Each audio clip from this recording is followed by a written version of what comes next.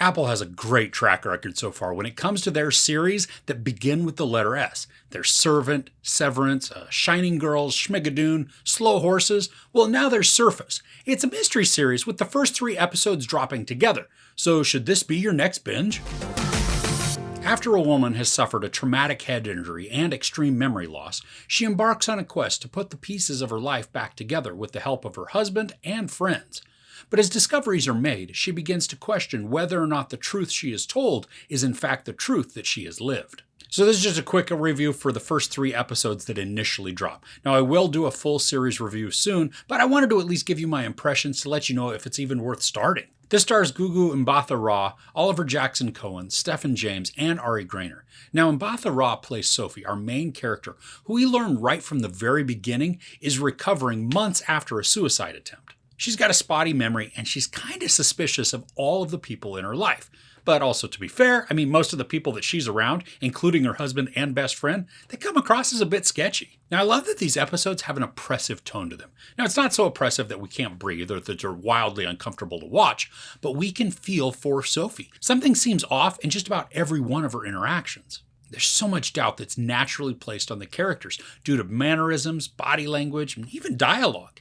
Now, maybe it's because of all of the interactions are really being framed through Sophie's eyes, which then she has an air of suspicion on just about everybody because she's trying to put her life back together. But her memories, they're all shattered and mostly missing. In at least the first episode, there's some very shallow depth of field in the shots that contain Sophie. Now, maybe they're just created with the lens, which allows then the majority of the screen to be out of focus, or they could be effects in post-production. But either way, it creates a sense of imbalance and makes her appear as if she's in a dream. Now, when the camera will shift to another character, that shallow depth of field is still present, but not nearly to the degree that it is when Sophie's the focus.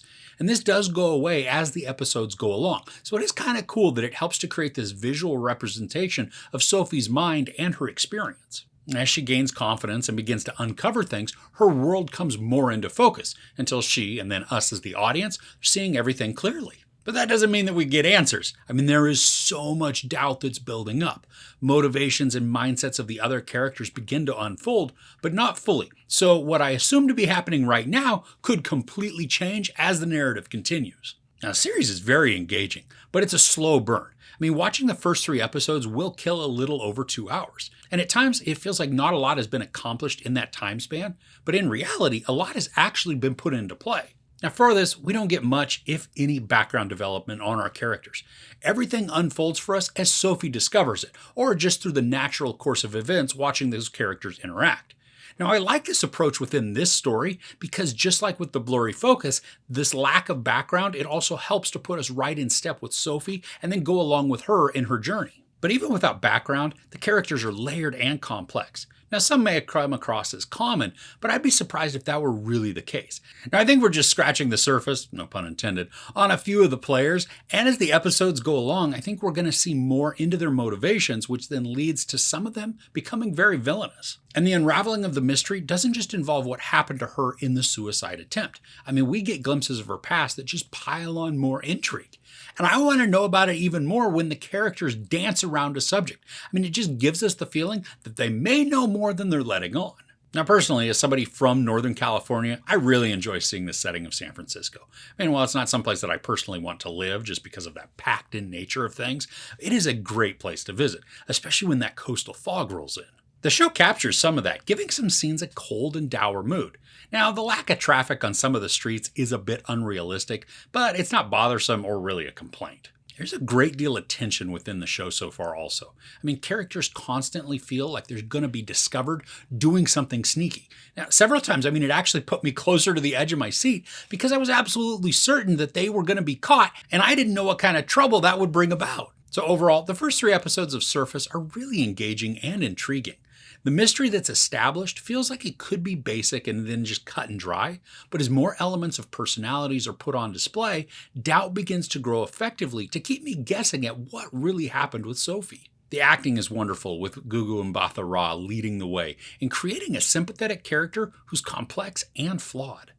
And the cinematography is beautiful and effective in visualizing the mindset and stress of situations.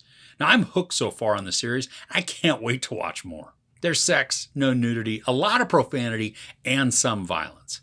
Now, I'm going to hold off on giving this a score just until I've seen the whole series, and then I'll give it an overall rating. But I really do encourage you to check out Surface if you have Apple TV+. So if you lost part of your memory and basically just got a clean slate start, would you want that? Or would you want to remember everything that was wiped? Now, I think I'd still want to remember. But maybe if I could selectively remember the good stuff, forget the bad stuff, but also then hold on to the wisdom from my past idiocies, that would be a good option. Let me know, though, your thoughts in the comments below. If you enjoyed this review, please give it a like. Also, don't forget to share and subscribe. I'm Chris. This is Movies and Munchies. Thanks for couching with me.